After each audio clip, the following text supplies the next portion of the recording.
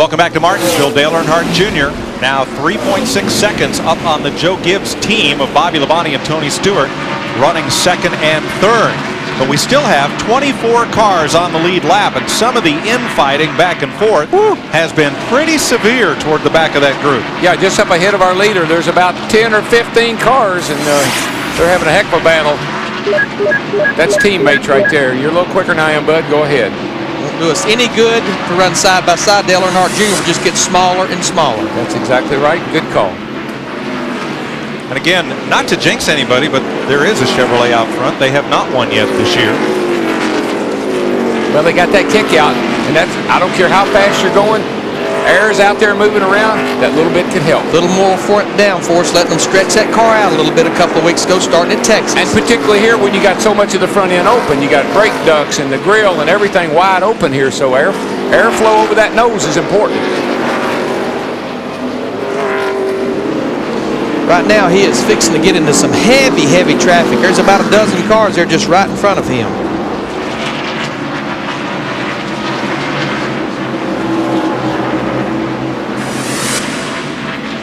Got 142 to go. This is where he really, we talked about his patience earlier. This is where he really has to step that patience meter up. It really is, and now you've been sitting in that car for the last 2.5 hours. You've been hot, you're getting a little tired, getting a little annoyed. Got a great car, just be cool. And you've got a big lead to work with. That's Steve, right. what's their plan? Well, Mike, this morning I talked to crew chief Tony Uri Sr. and I asked if he had any special pit strategy.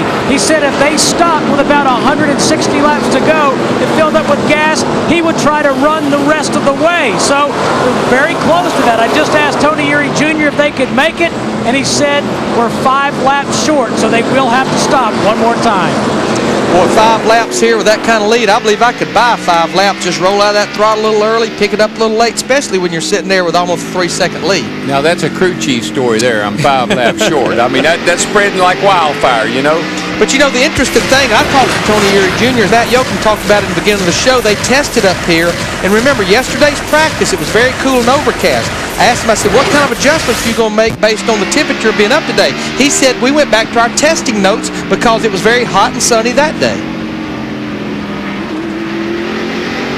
I bet everybody would like to look at that notebook right now. Absolutely. Big hole behind it, long way.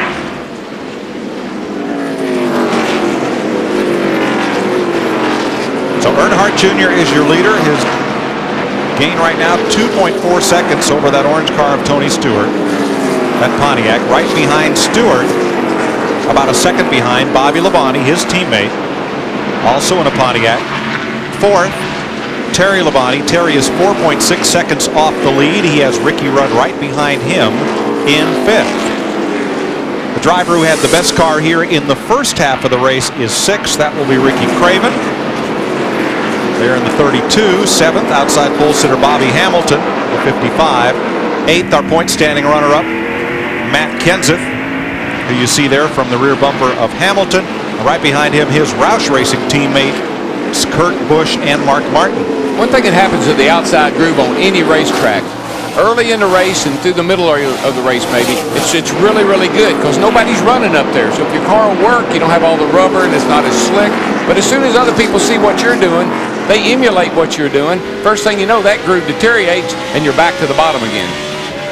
You know, I want to talk about a guy that's back on the lead lap. Now he's up there in 12th, all over the back of Rusty Wallace's rear bumper right here. Remember, it wasn't that many laps ago. He was a lap down, fighting to get that lap back. Turn 2, Hermie Sadler. Sadler around. Caution is out. Caution is out. But Dale Jarrett's back on the lead lap now, battling to get back in the top 10 after being a lap down not that many laps ago. That caution saved Jeff Green, Stacy Compton, and Dave Blaney from going a lap down. Brett Bodine and Robbie Gordon. And Spencer. And I don't know if Elliott made it or not. It'd be a close one on him. Elliott Sadler. Oh, no, he couldn't get stopped and ran into the back of the 11 car.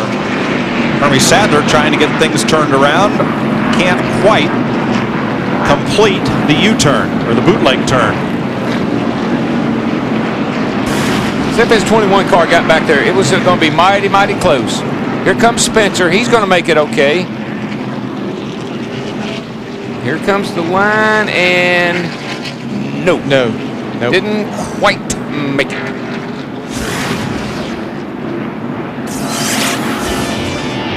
So Hermie Sadler brings out the 9th caution of the day here at Martinsville Speedway.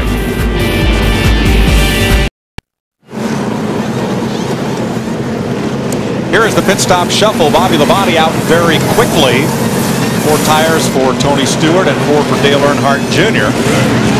Ricky Craven's stop also took a while, so the field has really jumbled up as a result of this pit stop.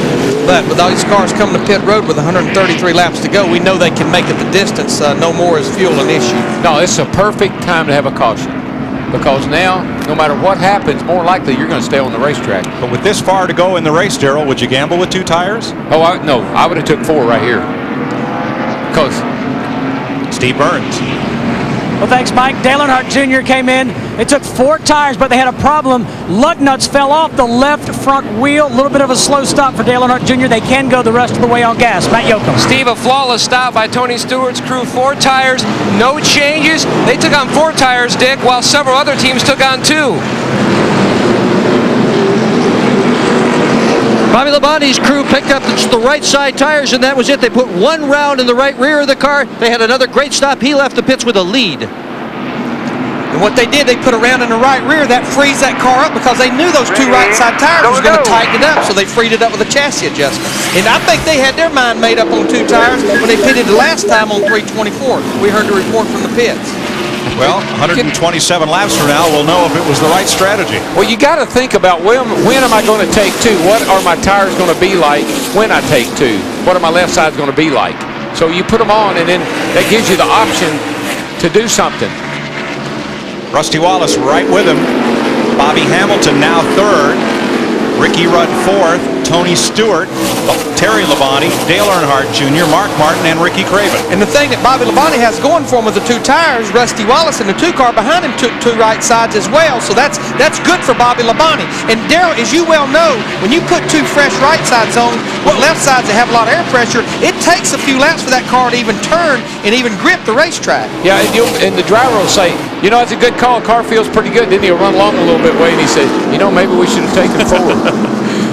Boy, coming off turn 4, Dale Jarrett lifted the whole back end of Elliott Sadler's car right up off the ground last time by. Poor Elliott Sadler. He's just having one of those days. Everybody's in his way. Feels like he has a bullseye on him.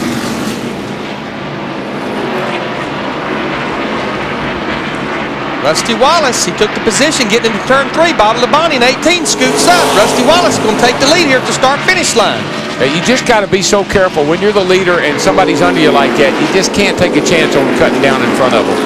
Look at Bobby Hamilton in the 55 starting to work that high side. He pulls up alongside Bobby Labonte down the backstretch. Carries it in there good and hard on the outside.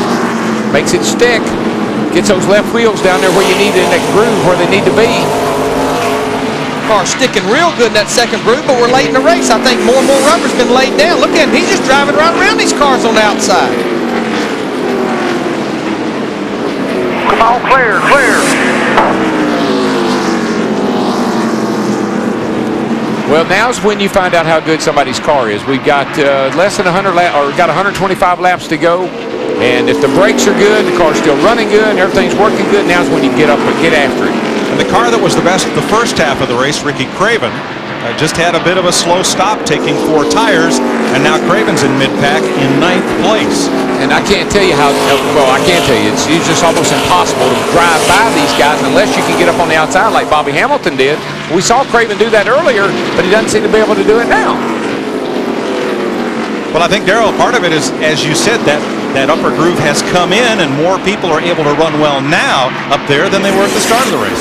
But how many times here, Darrell, we've talked about it a couple times today, the first 300 laps, the track, it changes when it gets to the last couple of 100 laps of this race. More rubber's laid down, it starts stacking up.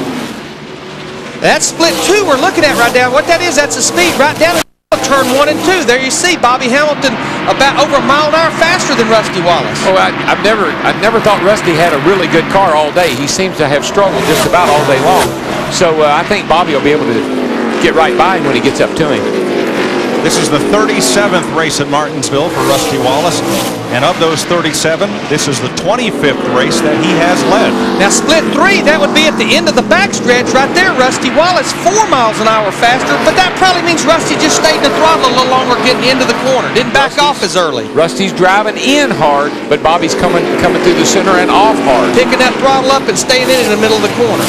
And that's what you want to be able to do here. That'll pay off as they go along for Bobby Hamilton. All driving in hard does is make you use more brake and get the front end to get the tires sliding as hard on the front tires. See, Bobby rolls into the turn slow and easy, but see how quick he is right through the center?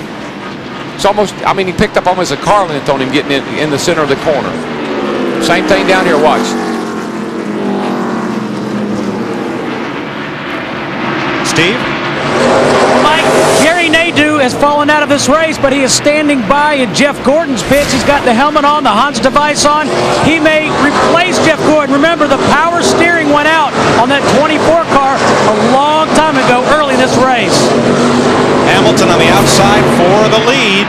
Now, what we need to document, our guys in the pit road keep feeding us information. He changed 2 tires as well. They had already tried it early in the race. It didn't look like it worked that well, but getting that track position late in the race, look at that car biting up off the corner right there, Darrell. He's got a great forward. The car just really getting good acceleration forward, and that's where he's beating Rusty right now.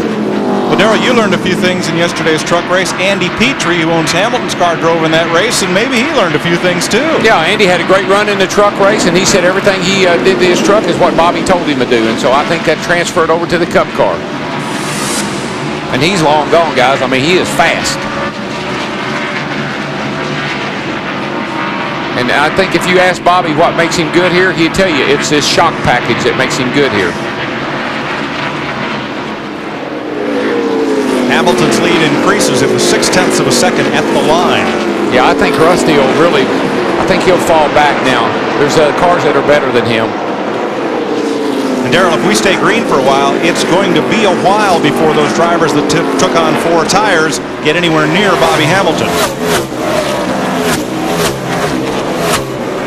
First, second, fourth, sixth, and eighth. Drivers all over 40. When we started this race, half the top 10 was over 40, half the top 10 aged 30 or younger. Now, what would you say about a graphic like that? That's a lot of experience right there. It is that. You got to have experience to win Martinsville. Bobby Hamilton has Andy Petrie's Chevrolet out front here at Martinsville. He is now almost a full second ahead of Rusty Wallace.